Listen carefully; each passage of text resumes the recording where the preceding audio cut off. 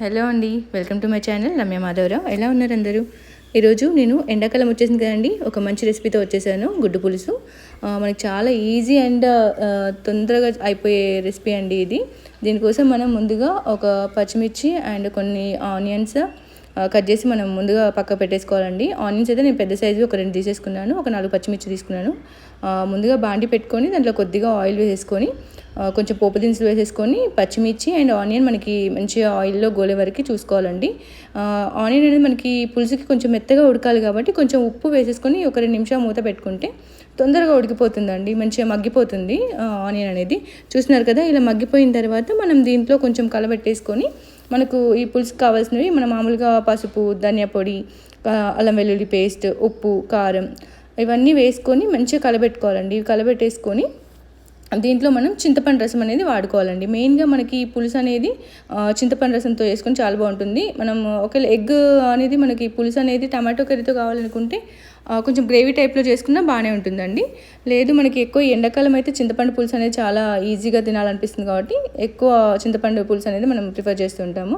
చూస్తున్నారు కదా, ఇలా మనం కొద్దిగా చింతపండు రసం అనేది యాడ్ చేసేసుకోవాలి. దాని తగ్గ కొన్ని వాటర్ కూడా యాడ్ చేసేసుకొని అది మొత్తం మనకి మసలేంత వరకు చూసుకోవాలండి. దీంట్లో ఈ గుడ్డు పులుసుకి కానీ మామూలుగా ఎండు చేపల పులుసు, బెండకాయ పులుసు ఇలాంటి వాటికి ఏంటంటే మేజర్గా మనకి జీలకర్ర మెంతుల పొడి అనేది యూజ్ చేస్తుంటామండి. కంపల్సరీ ఉండాలి జీలకర్ర మెంతుల పొడి. చూస్తున్నారు కదా, ఎగ్స్ కూడా అలా కట్ చేసి ఉంచుకోవడం వల్ల ఏంటంటే మనకి పులుసు అనేది బాగా మంచిగా అందులోకి ఇముడుతుందండి. పులుసు ముందుగా ఫ్రై చేస్తే ఎగ్ అనేది గట్టిగా అయిపోతుందండి. పులుసుకి ఎప్పుడైనా ఎగ్స్ అనేవి ఏమంటారు వేపుకోవద్దు. నేనైతే బాయిల్ చేసి కట్ చేసి పెట్టేసి వేసుకుంటాను. చూస్తున్నారు కదా, ఇలా లాస్ట్లో జీలకర్ర మెంతుల పొడి వేసుకుని ఒక 2 నిమిషాలు మగ్గించుకుంటే అంతేనండి. చాలా ఈజీ అయిన రెసిపీ మనకు రెడీ అయిపోతుంది.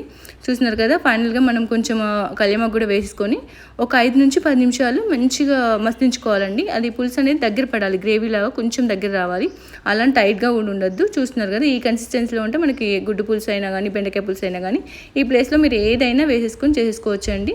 ఎగ్స్ మాత్రం ముందు బేక్ చేస్తే మనకు ఆయిల్లో ఏమైనా కొంచెం వేపుకున్నట్టు చేస్తే కొంచెం గట్టిగా వస్తాయండి. ఇలా వేసి చూడండి, చాలా టేస్టీగా ఉంటుంది. లోపల వరకు కూడా మనకి పులుసు అనేది మంచిగా వెళ్తుంది. చూస్తున్నారు కదా, చాలా సింపుల్ అండ్ ఈజీ రెసిపీ. ఈ సమ్మర్లో అయితే ఈజీగా తినేస్తారండి ఎవరైనా. చూస్తున్నారు కదా, నచ్చితే లైక్ చేయండి, షేర్ చేయండి, మీ ఫ్యామిలీ మెంబర్స్కి కంపల్సరీ నా ఛానల్ని రికమెండ్ చేయండి. థ్యాంక్స్ ఫర్ వాచింగ్ అండి. Please subscribe my channel.